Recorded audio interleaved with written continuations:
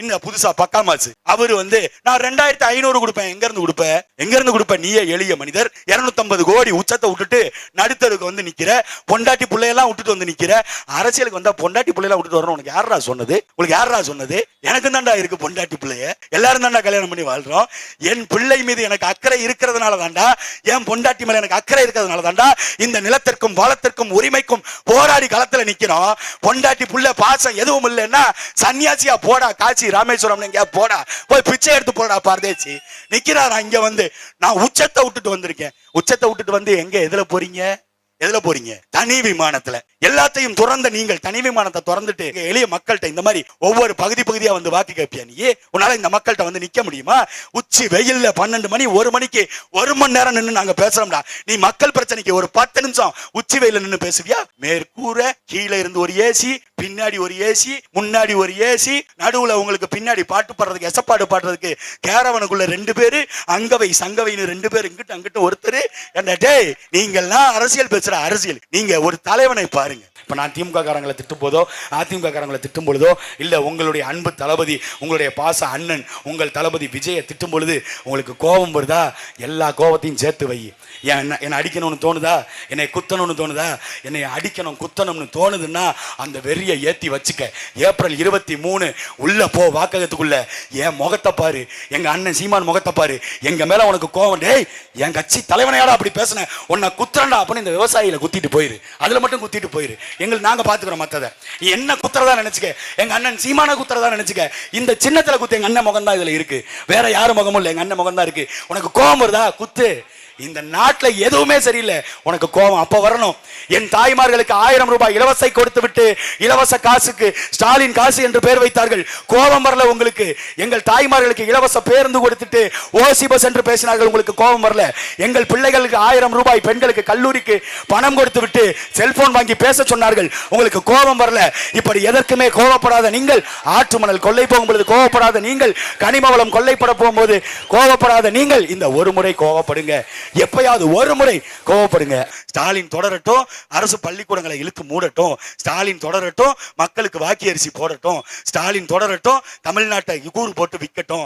ஸ்டாலின் தொடரட்டும், நாட்டு மக்களை ஏமாத்தட்டும். இப்படி வேணா பாட்டு போடுங்க. அதுதான் ஆக சிறந்தது, பொருத்தமாக இந்த அரசாங்கத்திற்கு இருக்கும். இந்த அரசாங்கம் சொல்ல வாக்குறுதியில் ஏதாவது ஒன்றை செய்திருக்கிறார்களா? கேட்டா சொல்லுவாங்க, நாங்க சொன்னதை இல்லை, சொல்லாததையும் செய்வோம். எப்படி சொல்லாததை செய்வீங்க? கனிம வளங்களை சொல்லாததை திருடுவார்கள், ஆற்று மணலை திருடுவார்கள், மரத்தை வெட்டி வீழ்த்துவார்கள். ஆனால் எங்கள் தலைவன் வீரப்பனை பார்த்து, எங்கள் அண்ணன் வீரப்பனை பார்த்து சந்தன கடத்தல் வீரப்பன். நேத்து ஒருத்தன் கேட்டிருக்கான், எங்க அக்கா வித்யாராணி வீரப்பன் ஓட்டு கேட்க போகும்போது பெரியாரை இழிவாக பேசிவிட்டீர்களே, உங்களுக்கு எப்படி மனசாட்சி வருது? எங்களுக்கு எப்படி நீங்க ஓட்டு கேட்க வர்றீங்க அப்படின்னு. அதே பெரியாரின் வழி வந்தவர்கள், அதே பெரியாரினுடைய பேரன்கள், பெரியாரினுடைய வழித்தோன்றல்கள் சொல்ற இந்த திமுக அதிமுக கட்சிகள் எங்கள் சந்தன கடத்தல் வீரப்பனை சந்தன கடத்தல்காரன் என்று பதிவு செய்தீர்களா? பரதேசிகளே, உங்கள் ஆட்சியில, உங்கள் ஐயா ஸ்டாலின் ஆட்சியில 6 வயது குழந்தையிலிருந்து 65 முதியவர் வரை பாதுகாப்பற்ற சூழ்நிலையில இந்த தமிழ்நாடு இருக்கு. ஆனால் எங்கள் சியான் வீரப்பன் இருக்கும் பொழுது அந்த பகுதிகளில் ஒரு பெண் பிள்ளையை அதிகாரிகள் தொற்றுப்பானா, தொட விட்டுப்பானா? அவ்வளவு பாதுகாப்பு கொடுத்தவன்டா எங்கள் ஐயா வீரப்பன். உங்கள் பெரியாரு 73 வயசுல 25 பெண்ணை கல்யாணம் பண்ணவர்றா. என் அண்ணன் வீரப்பன் கட்டின பொண்டாட்டிய கட்டினதோட காட்டுக்குள்ள போனாலும் வேற எந்த பெண்ணையும் ஏலெடுத்து பார்க்காதவன்டா எங்க தலைவன் வீரப்பன். அவரை சந்தன கடத்தல்காரன் என்று பதிவு செய்திருக்கிறீர்களா பரதேசியர்களா? அவர் வெட்டினாரு, வாங்கி தின்னவன் யாரா? நீங்க தானடா. இந்த ஆட்சி அதிகாரத்துல இருந்தவங்க தானடா. காவல்துறைக்கு தெரியாம, சுங்கத்துறைக்கு தெரியாம எப்படிடா யானை தந்தங்கள் வெட்டி கடத்தப்பட்டுச்சு, எப்படிடா மரங்கள் வெட்டி, சந்தன மரங்கள் வெட்டி வெளிநாட்டுக்கு அனுப்பப்பட்டுச்சு? எல்லாத்துக்கும் காரணம் இந்த அயோக்கிய பயலுக. ஆனால் பழின்னு வரும் பொழுது தமிழர்கள் மீது போட்டுட்டு தப்பிச்சு போயிடுவான். இப்ப இலவசங்கள் அறிவிக்கிறோம். இதுக்கு முன்னாடி அம்மையார் ஜெயலலிதா, ஐயா கலைஞர் கருணாநிதி, இப்படி எண்ணற்ற தலைவர்கள் இருந்தாங்க. அவங்க 2 தொகுதியில போட்டி போட்டாங்க. எதுக்கு? ஒரு தொகுதியில தோத்தாலும் இன்னொரு தொகுதியில நின்னுக்கலாம். அப்படி அந்த அரசியல் எங்க தெரியுமா உடைஞ்சது? ஒரு தலைவன் எங்க தலைவன் பிரபாகரனை பார்த்துட்டு வந்து தமிழ் தேசிய அரசியலை தமிழ்நாட்டில் முன்னெடுத்து அதை மறுபடி இந்த நிலப்பரப்பில் பேசி அண்ணன் சீமான் அவர்கள் பேசிய பிறகுதான் அம்மையார் ஜெயலலிதாவும் ஐயா கருணாநிதியும் ஒரே தொகுதியில போட்டி போட ஆரம்பிச்சாங்க. அதுக்கு முன்னாடி வரைக்கும் 2 தொகுதியில போட்டி போட்டுக்கிட்டு இருந்தவங்க 2011 அப்புறம் நடந்த தேர்தலில் பாருங்க, எந்த தலைவரும் 2 தொகுதியில போட்டியிட மாட்டாங்க. நான் மோடியோ ராகுல் காந்தியோ சொல்லல, அவங்க எல்லாம் தலைவர் பட்டியலே கிடையாது. அதனால அவங்க எல்லாம் சேர்க்காதீங்க. தமிழ்நாட்டில் நான் சொல்றேன், தமிழ்நாட்டில் இருக்கிற தலைவர்கள் யாரும் நிக்கல. இப்ப இவர் வந்து 2 தொகுதியில நான் நிக்க போறேன். ஏன் 2 தொகுதியில நிக்கிறீங்க? மக்கள் ஆப்படிச்சுட்டான்னா அசிங்கமா போயிடும். ஏன்னா மக்கள்கிட்ட சொல்லிட்டான்ல, எனக்கு 1 கோடி ரசிகர்கள் இருக்கிறேன், 2 கோடி ரசிகர் இருக்கான். அங்க பாரு போற இடத்துல எல்லாம் கூட்டம் கொடுத்து, டேய் ஆட்டுக்குட்டி அலமேலுன்னு ஒரு படம்டா, அந்த ஆட்டுக்குட்டி அலமேலு படத்துல நடிச்ச அந்த ஆட்டுக்குட்டி இருக்குதுல்ல, அந்த ஆட்டுக்குட்டியை பார்க்க லட்சக்கணக்காக மக்கள் கூடினாங்கடா. இந்த ஆடுதான் நடிச்சுதா, இந்த ஆடுதான் கேமராக்கு முன்னாடி ஆடிச்சா அப்படின்னு பாக்குறதுக்கு, அப்படி இந்த பைத்தியம் தான் நடிச்சுதா, இந்த பைத்தியம் தான் நல்லா டான்ஸ் ஆடிச்சா, இந்த பைத்தியம் தான் சென்டிமெண்ட் காட்சிகளை நடிச்சுதான்னு பாக்குறதுக்கு மக்கள் கூடுவான். மக்கள் பிரச்சனை குறித்து நீ என்ன பேசுவ? நாட்டுல நீர் பொருளாதாரம் பேசுவியா? கனிம வளம் சுரண்டல் பேசுவியா? ஆத்து மணல் சுரண்டல் பத்தி பேசுவியா? மாணவர்களுடைய எதிர்காலம் குறித்து பேசுவியா? மீனவர்களுடைய எதிர்காலம் குறித்து பேசுவியா?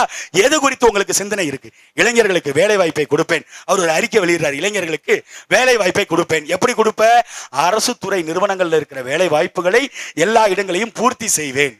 எவ்வளவு பாக்கி இருக்குன்னு தெரியுமா உனக்கு? 1,00,000 வேலை பணியிடங்கள் தான் காலியா இருக்கு. மீதி அரசு துறை புதியதாக தொழிற்சாலைகளை உருவாக்கணும், வேலை வாய்ப்புகளை உருவாக்கணும். அதுக்கு என்னடா திட்டம் வச்சிருக்க? அதுக்கு எந்த திட்டமும் இல்லைங்க. அதை பத்தி எனக்கு தெரியாது. சரி, வேற எதுக்கு? மக்களுடைய தூய்மை பணியாளர் போராட்டத்துக்கு வருவியா? வெள்ளம் வந்துச்சுன்னா போராட்டத்துக்கு வருவியா? அதெல்லாம் வர மாட்டேன். நான் பனையூர்ல இருப்பேன், நீங்க எல்லாரும் கிளம்பி இங்க வந்துருங்க. ஏய் 41 பேர் உன்னை நம்பி வந்து செத்து போயிட்டான்டா, செத்தவன் குடும்பத்துல பாடி எல்லாத்தையும் தூக்கிட்டு பனையூருக்கு வா, அங்க உட்காந்து நான் ஒப்பாரி வைக்கிறேன். இது ஒரு தலைவன் சொல்ற பதிலா? டேய், பாதிக்கப்பட்டவன் வீட்டுக்கு போக முடியலடா உன்னால, நீ அப்படி நிக்கிறவன். அவன் என்ன சொன்னாங்க? திமுகவினுடைய சதி செயல், தீய சக்தி திமுக செந்தில் பாலாஜி சேர்ந்துதான் 41 பேர் மரணத்துக்கு காரணம். 41 பேரை திமுக காரன் கொண்டான்ல, திமுக காரனா பழி வாங்கணும்ல. உனக்கு உண்மையிலுமே அந்த நோக்கம் சிந்தனை இருக்குல்ல. அப்ப நீ என்ன பண்ணி இருக்கணும்?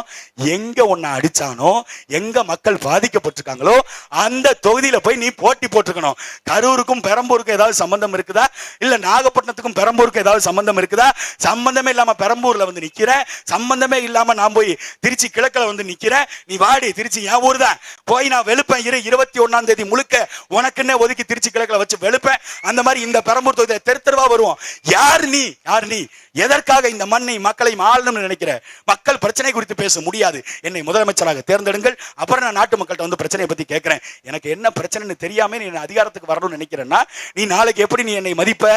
இன்னைக்கு நீ உன் கட்சியில வேட்பாளர்கள் போட்டுக்கவன் பேர பாரு, பட்டியல் எடுத்து படிங்க. ரவுடி பைய, கஞ்சா கடத்தினவன், பாலியல் குற்றச்சாட்டு வழக்குல ஈடுபட்டவன், இப்படி 80க்கும் மேற்பட்ட வேட்பாளர்கள். அதே வாங்க திமுக எல்லா வேட்பாளர் பட்டியலையும் எடுங்க. இங்க நாம் தமிழர் கட்சியோட வேட்பாளர் பட்டியலையும் எடுங்க. பாருங்க, யாருக்காவது ஒருத்தருக்கு குற்ற பின்னணி இருக்குன்னு நீங்க நிரூபிச்சிருங்க. நாங்கள் இந்த அரசியல் பேசுறதை விட்டுறோம். அப்படி யாராவது ஒருத்தரை நிரூபிக்க முடியுமா? 234 வேட்புமனு தாக்கல் செய்யப்பட்டு எல்லா வேட்புமனுவும் ஏற்றுக்கொள்ளப்பட்டுச்சு. காரணம் என்ன? படித்த பிள்ளைகள், பண்பாளர்கள். நாங்க களத்துல நிக்கிறோம். இவர்களை பாலி அடுத்தவர்களை ஆட்டையை போட்டு, சொத்துக்களை ஆட்டையை போட்டு ஆட்சி அதிகாரத்துக்கு வரணும்னு நினைக்கல. பல லட்சம் கோடிகளை சம்பாதித்து வச்சுட்டு அதிகாரத்துக்கு வரணும்னு நினைக்கல. எளிய பிள்ளைகள், உங்களிடத்துல இருந்து வந்தவர்கள். உங்களுடைய கஷ்டம் என்னங்கிறது எங்களுக்கு தெரியும். இங்கு சாலை வசதி என்ன இருக்கு, குடிநீர் வசதி என்ன இருக்கு, சுகாதார வசதி என்ன இருக்கு, கழிப்பிட வசதி என்ன இருக்குது, இருப்பிட வசதி, வீடுகள் என்ன வசதியில இருக்குது, இதெல்லாம் தெரிந்த பிள்ளைகள், நாளும் தெரிஞ்ச பிள்ளைகள். நாங்க களத்துல வந்து நிக்கிறோம். எங்களுக்கு வாக்கு செலுத்தாது நீங்கள் மறுபடியும் இலவசங்கள் கொடுக்கின்ற, இலவச அறிவிப்புகள் கொடுக்கின்ற இந்த கட்சிகளுக்கு வாக்களித்தால் எப்படி உங்கள் வாழ்க்கை சிறக்கும்? 8000க்கு கூப்பன் கொடுக்கிறேன், 10,000 காசு கொடுக்கிறேன், அது இல்லாம நாங்க மிக்சி கொடுக்கிறோம், ஃப்ரிட்ஜ் கொடுக்கிறோம் அப்படின்னு இலவசங்கள் கொடுக்குறாங்க. ஃப்ரிட்ஜ் கொடுங்க, கூப்பன் 8000 ரூபாய்க்கு கொடுக்குறீங்களே, அந்த கூப்பன்ல மிக்சி வாங்கிக்கங்க, கிரைண்டர் வாங்கிக்கங்க அப்படின்னு இந்த ஆட்சியாளர்கள் சொல்றாங்க. ஐயா, அதெல்லாம் வாங்கிக்கிறாங்க. அதுல வச்சு சமைக்கிறதுக்கு காய்கறி, வெண்டைக்காய், சுண்டைக்காய் இதெல்லாம் யாரும் கொப்பனா கொடுப்பா? எங்கள் விவசாயி தாண்டா கொடுக்கணும். அந்த விவசாயியை நீ வாழ வச்சிருக்கியா? அந்த விவசாயி தற்கொலை பண்ணி பாம்பு கறி தின்னு, எலிக்கறி தின்னு, மனித மலத்தை தின்னு, சிறுநீர் குடித்து இறந்து போனானே தஞ்சை டெல்டா விவசாயிகள். ஐயா ஸ்டாலின் பேசுவாரு, ஆக டாடு டெல்டா காரதா, டாடு டெல்டா தண்ணியை குடிச்சு வளர்ந்தவதா அப்படின்னு பேசுறாருல.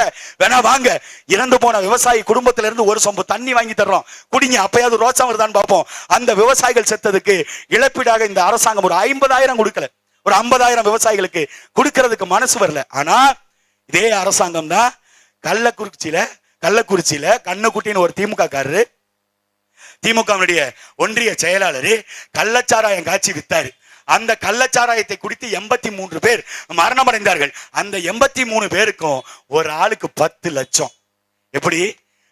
உணவை விளைவித்த விவசாயி விளைவித்த பொருளுக்கு எனக்கு உரிய விலை கிடைக்கல, என்னுடைய நிலம் நஞ்சா போச்சு, விவசாயம் கொழுக்கல, நான் வாங்கிய கடனுக்கு வட்டி செலுத்த முடியல, இந்த அரசாங்கத்தை நம்பி விவசாயம் செய்த, நான் தற்கொலை பண்ணி சாகிறேன்னு கடிதம் எழுதி வச்சுட்டு செத்து போன விவசாயிக்கு காசு கொடுக்க துப்பு இல்ல, கொழுப்படுத்து போய் கள்ளச்சாராயம் குடிச்சு செத்தவனுக்கு 10 லட்சம் காசு. யாரு காசுல? நம்ம வரி பணத்துல. குடிக்கிறவங்க இருக்காங்கல்ல, குடிக்கிறவங்களுக்கு சலுகை கொடுப்பதற்கு, குடிக்கிறவங்களுக்கு நிவாரணம் கொடுப்பதற்கு குடிக்காத மக்கள் நாம கொடுக்கிற வரி பணத்துல இருந்து எடுத்து அவனுக்கு காசு கொடுக்கிறான். இதே சிவகாசியில ஒரு குழந்தை, ஒரு பள்ளி மாணவனை படிக்க வைக்க காசு இல்லாம பெத்த தாயி பீடி சுத்தி வெடிமருந்து சுத்தி அதுல வர்ற காசை வச்சு தான் பிள்ளைகளை படிக்க வைக்கிறதுக்கு வேலை செஞ்சது. வெடிமருந்து விபத்து ஏற்பட்டு அந்த அம்மா இறந்து போயிட்டாங்க. அந்த அம்மாவுக்கு அரசு கொடுக்கிற நிவாரணம் எவ்வளவு? 3 லட்சம். வாழ்க்கை வாழ்றதுக்கு வழி இல்லாம கஷ்டப்பட்டு அறவயிறு காவகயிறை கழுவி குடிச்சுக்கிட்டு தான் பிள்ளைகளை படிக்க வைக்கணும்னு கஷ்டப்படுற தாய்மார்கள் செத்து போனா 3 லட்சம். கொழுப்படுத்து குடிச்சிட்டு செத்தா 10 லட்சம். கொழுப்படுத்து கூட்டத்துக்கு போனா ஒரு ஆளுக்கு 30 லட்சம். இந்த புது தளபதி அவர் அறிவிச்சிருக்காரு 30 லட்சம் அவன் கூட்டத்துக்கு வந்து செத்து போனான். இதெல்லாம் ஒரு நாடா? இப்படி இலவசங்களுக்கு கையேந்திர நிலையில நம்மளை விட்டுட்டு நல்லாட்சி கொடுத்தேன்னு இவர்கள் எப்படி பேசுறாங்க? நான் ஒண்ணு கேட்கிறேன், நீங்க நல்லா யோசிச்சு பாருங்க. ஒரு ஜமீன்தார் ஒரு கிராமத்துல இருக்கிறாரு. அந்த ஜமீன்தாரு அந்த நில சுவாந்தரா இருக்காரு. அவர் அந்த ஊர் மக்களுக்கு இலவசங்களை வாரி வாரி இறக்கிறாரு. அவருக்கு அதிகமா உற்பத்தி வருது, அதிகமா வருமானம் வருது. அவர் ஜமீன்தாரா இருக்காரு, பல லட்சம் கோடிக்கு சொத்து இருக்கு. அதனால அவர் மக்களுக்கு எடுத்து கொடுக்கிறாரு. அந்த ஜமீன்தார் கொடுக்கிறாரு அப்படின்னா அன்னைக்கு ஆட்சி முறையில அப்படி இருந்துச்சு. ஆனால் இன்னைக்கு அதே ஜமீன்தாரு தான் சொந்தமா வருமானம் வர்றது வழி இல்ல, எந்த உற்பத்தியும் பெருக்கத்துக்கும் வழி இல்ல, எந்த இதுவும் இல்ல, சொத்து பத்து எதுவுமே இல்ல, நிலம் இல்ல. ஆனாலும் கடன் வாங்கி இலவசங்கள் கொடுக்கிறார் என்றால் அந்த மக்களுக்கு எத்தனை காலம் அந்த ஜமீன்தாரால் கொடுக்க முடியும்? ஒருவேளை அது ஜமீன்தாராக இருந்தால் அந்த ஜமீன் ஆட்சி கவிழுமா கவிழாதா? அந்த ஜமீன்தாருக்கு மக்கள் செருப்படி கொடுப்பாங்களா மாட்டாங்களா? அடுத்து ஒரு பிரச்சனை வரும்போது அந்த ஜமீன்தார்ட்ட போய் நிற்கும் பொழுது நானே கடன்காரனா இருக்கிறேன், நான் எப்படி உனக்கு கொடுப்பேன்னு சொல்லுவாரா மாட்டாரா? அதுபோலதான் தமிழ்நாடு அரசாங்கம் இன்னைக்கு மாறிக்கிட்டு இருக்கு. அது ஜமீன்தார் ஆட்சி முறை, இது மக்களாட்சி. மக்களாட்சியில 12 கோடி மக்களை அடகு வைத்து 10.25 லட்சம் கோடி கடனை உலக வங்கிட்ட வாங்கி வச்சிருக்காங்க. இந்த கடன் எவ்வளவு நாளைக்கு இவர்கள் வட்டி கட்டுவார்களோ அவ்வளவு நாள் ஒன்றிய அரசாங்கமும் அவ்வளவு நாள் அந்த உலக வங்கியும் அமைதியாக இருக்கும். கடனை திருப்பி கட்ட முடியாது. இலவசங்களை மேற்கொண்டு சேர்த்து மேற்கொண்டு கடனை பெற்று வைத்தால் எப்படி இந்த நாட்டு மக்களுக்கு நலத்திட்ட உதவிகளை செய்ய முடியும்? 3 லட்சம் கோடி தமிழ்நாட்டினுடைய பட்ஜெட். ஆனால் 1.5 லட்சம் கோடிக்கு இவர்கள் வட்டியை கட்டினால் மீதி 1.5 லட்சம் கோடியை வைத்து பள்ளிக்கூடத்தை எப்படி சீரமைப்பார்கள்? மருத்துவமனை எப்படி சீரமைப்பார்கள்? தரமான சாலையை எப்படி போடுவார்கள்? நாட்டு மக்களுக்கு குடிநீரை எப்படி கொடுப்பார்கள்? இங்க இருக்கிற இளைஞர்களுக்கு வேலை வாய்ப்பை எப்படி கொடுப்பார்கள்? விவசாயிகளுக்கு நலத்திட்ட உதவிகளை எப்படி செய்வார்கள்? மின்சாரத்தை எல்லா நாடுகளுக்கும் எல்லா கிராமங்களுக்கும் கொண்டு போய் எப்படி சேர்ப்பார்கள்? பேருந்து வசதியை எப்படி இவர்கள் சரி செய்ய முடியும்? ஏற்கனவே போக்குவரத்து துறை 1 லட்சம் கோடி நஷ்டம், மின்சாரத்துறை 1 லட்சம் கோடி நஷ்டம். இப்படி நஷ்டத்தில் ஓடுகின்ற இந்த அரசாங்கத்திற்கு, இந்த ஆட்சியாளர்களுக்கு, நிர்வாக திறனற்ற இவர்களுக்கு நீங்கள் வாக்களிக்க போகிறீர்களா? இல்லை இதற்கெல்லாம் மாற்று வைத்திருக்கின்ற பொருளாதாரத்தை எப்படி மேம்படுத்த வேண்டும் என்று கனவுகளை வைத்திருக்கின்ற நாம் தமிழர் கட்சி பிள்ளைகள் எங்களுக்கு நீங்கள் வாக்கு செலுத்த போறீங்களாங்கிறத நீங்கள் சிந்தித்து பாருங்க. நாம பிள்ளைகளை பெத்துட்டோம், வளர்க்கறதுக்கு பாடுபடுறோம். அதிகப்படியான செலவுகள் பள்ளி கல்விக்கும் மருத்துவத்துக்கும் தான் இங்க செலவாகுது. நாம சம்பாதிக்கிறதுல 75 விழுக்காடு பள்ளிக்கும் மருத்துவத்துக்கும் தான் நாம செலவு பண்றோம். இதை இலவசங்களாக கொடுக்க வேண்டிய அரசாங்கங்கள் கல்வி மாணவர்களுக்கு கொடுக்க வேண்டிய கல்வியை வியாபாரமாக மாற்றிவிட்டால் அதற்கு இங்க இருந்து மக்கள் வாக்கு செலுத்துவீங்கன்னா இதை எப்படி எடுத்துக்கிறது? அடிப்படை தேவை அதுதானே. மக்களுக்கு குடிநீர், கல்வி, மருத்துவம், தரமான சாலை, இது 4ஐயும் இலவசமாக கொடுக்க வேண்டிய ஆட்சியாளர்கள் மற்றதை இலவசமாக தருகிறேன் என்கிறார்கள். மருத்துவத்தையும் கல்வியும் காசு கொடுத்து வாங்கிக்கங்க. காசு இருக்கிறவனுக்கு ஒரு மருத்துவம், காசு இல்லாதவனுக்கு ஒரு மருத்துவம். காசு இருக்கிறவனுக்கு ஒரு கல்வி, காசு இல்லாதவனுக்கு ஒரு கல்வி. காசு இருக்கிறவனுக்கு நல்ல தூய குடிநீர், காசு இல்லாதவனுக்கு சென்னை மெட்ரோ வாட்டர். அந்த மெட்ரோ வாட்டர் ஐயா ஸ்டாலின் 2 நாள் குடிப்பாரா? உதயநிதி ஸ்டாலின் வீட்டில் 2 நாள் அந்த வாட்டரை பயன்படுத்துவார்களா? லாரியில வேணா சொல்லுங்க, நாங்களே கொண்டு இறக்குறோம். அதை பயன்படுத்துவார்களா? அவர்களால் பயன்படுத்த முடியுமா? அது சுகாதாரமற்ற குடிநீர் அப்படின்னு அவங்களே சொல்லுவாங்க. ஆனால் நமக்கு அந்த குடிநீரை தான் திணிக்கிறார்கள். இதை மாற்றணும்ல. எத்தனை ஆண்டு காலத்துக்கு சூரியனுக்கு போட்டேன், எத்தனை ஆண்டு காலத்துக்கு நாங்கள் ரெட்டலைக்கு போட்டோம். ரெட்டலைக்கு போட்டீங்க, உதய சூரியனுக்கு போட்டீங்க, கடைசியில் அவங்க உங்களுக்கு மொட்டையை போட்டு ஆட்டையை போட்டு போயிட்டாங்களே, அது குறித்து உங்களுக்கு ஏன் இந்த பார்வை வரல? அப்போ படித்தவர்கள், பண்பாளர்கள், அடுத்த தலைமுறை பிள்ளைகள் குறித்து சிந்திக்கக்கூடியவர்கள் ஒரு நொடி சிந்திங்க. தேர்தல் நாள் ஏப்ரல் 23 வாக்ககத்துக்குள்ள உள்ள போகும் பொழுது எந்த தலைவர் என்ன மாதிரி கொள்கைகளை முன்வைக்கிறார்கள், எந்த கட்சி எந்த கொள்கைகளை முன்னிறுத்துகிறது, என்ன தேர்தல் வாக்குறுதிகளை முன்வைக்கிறார்கள் என்று எடுத்து பாருங்க. இலவசங்கள் இல்லாது என் நாட்டு மக்களை நல்ல தன்மானமிக்க தமிழர்களாக வாழ வைக்கிறதுக்கான திட்டத்தை நாங்கள் தான் முன்வைக்கிறோம். இவர்கள் சொல்லுவாங்க, நாங்கள் ரேஷன் கடையில் இலவசமாக அரிசி கொடுப்போம், பருப்பு கொடுப்போம், மிக்சி கொடுப்போம், ஆடு கொடுப்போம், மாடு கொடுப்போம், நாங்கள் இலவச வேட்டி சேலை கொடுக்குறோம். இலவச வேட்டி சேலையை ஐயா ஸ்டாலின் வீட்டுக்கு கொடுப்பீர்களா? இலவச வேட்டி சேலையை எடப்பாடி வீட்டுக்கு கொடுப்பீர்களா? இலவச வேட்டி சேலையை அமைச்சர் பெருமக்களுடைய வீட்டுக்கு கொடுப்பீர்களா? அவர்கள் ரேஷன் கடையில் கொடுக்குற அரிசியை ஒருவேளை அவர்கள் சமைத்து சாப்பிடுவாங்களா? ஒரு நாளைக்கு ஒருவேளை அந்த உணவை அவர்களால் சாப்பிட முடியுமா? அப்ப எதிலுமே தரம் இல்லை, எதையுமே இவர்கள் சரி செய்யலைன்னா இவர்களுக்கு தான் நாங்கள் ஓட்டுன்னு நினைச்சீங்கன்னா, நீங்க தப்பா எடுத்துக்கிட்டாலும் பரவாயில்ல, நீங்க அவர்களுக்கு தான் வாக்களிக்கணும்னு முடிவு பண்றீங்கன்னா உங்க வீட்டு பிள்ளைகள், அது எங்களுக்கு உங்க வீட்டுல அது வேற சண்டைக்கு வந்துருவாங்க. என் வீட்டு பிள்ளை நீ சாவ சொல்றியான்னு, அது நான் தானாவே செத்துரும். திமுக அதிமுக ஓட்டு போட்டீங்கன்னா அது தானாவே அழிஞ்சு போயிடும். ஆனால் உங்கள் வீட்டு பிள்ளைகள் எங்களுக்கு, நீங்க அவங்களுக்கு தான் ஓட்டு போடணும்னு முடிவு பண்ணிட்டா கொஞ்சம் வாக்கியரிசியை வாங்கி கொடுத்துட்டு போயிருங்க, நாங்களும் செத்துட்டு போயிடுறோம். இந்த நாடு எப்படியோ போகட்டும், நாசமா போகட்டும், எங்களுக்கு அதை பற்றி கவலை இல்லை அப்படின்னு நாங்களும் விட்டுட்டு போயிடுவோம். எத்தனை ஆண்டு காலம் 60 ஆண்டுகள் அவன் உங்களை ஏமாத்தி ஏமாத்தி ஏமாத்தி வந்தா அதை செய்யறோம், இதை செய்யறோம், அதை செய்யறோம், இதை செய்யறோம் சொல்லி ஏமாத்துறான். ஒரு தடவை ஏமாறலாம், 2 தடவை ஏமாறலாம். 60 ஆண்டுகளமாக மாற்றத்தை நம்பி ஏமாந்து நிற்கின்ற மக்கள் கடைசி வாய்ப்பாக ஏற்கலப்பை ஏந்திய விவசாய சின்னத்தை ஏந்தி உங்கள் பிள்ளைகள் நாங்கள் வந்திருக்கிறோம். எங்களுக்கு உங்கள் மதிப்புமிக்க வாக்குகளை ஏப்ரல் 23 வாக்ககத்திற்கு காலையில் போகும் பொழுது திமுக காரன் சொல்ற மாதிரியோ அதிமுக காரங்க சொல்ற மாதிரியோ குவாட்டரை போட்டு போகாதீங்க. காலையில் நல்ல உணவாக இயற்கை உணவாக எடுத்துக்கொண்டு உணவை உட்கொண்டுட்டு உள்ள அந்த வாக்கு செலுத்துற எந்திரத்துக்கிட்ட போங்க. கண்ணை மூடி ஒரு நொடி யோசிச்சு பாருங்க. காலையில் நம்ம சாப்பிட்டு வந்தோமே, அந்த விவசாயி இன்னைக்கு வாழணும், அந்த விவசாயி உயிரோட இருக்கணும், இன்னும் நம்மளுடைய அடுத்த தலைமுறை பிள்ளைகளுக்கு அவன் விவசாயம் செய்து உற்பத்தி செய்து போடணும் அப்படின்னு அந்த நன்றி கடனுக்காக இந்த விவசாய சின்னத்தில் உங்கள் வாக்குகளை செலுத்துங்கள்.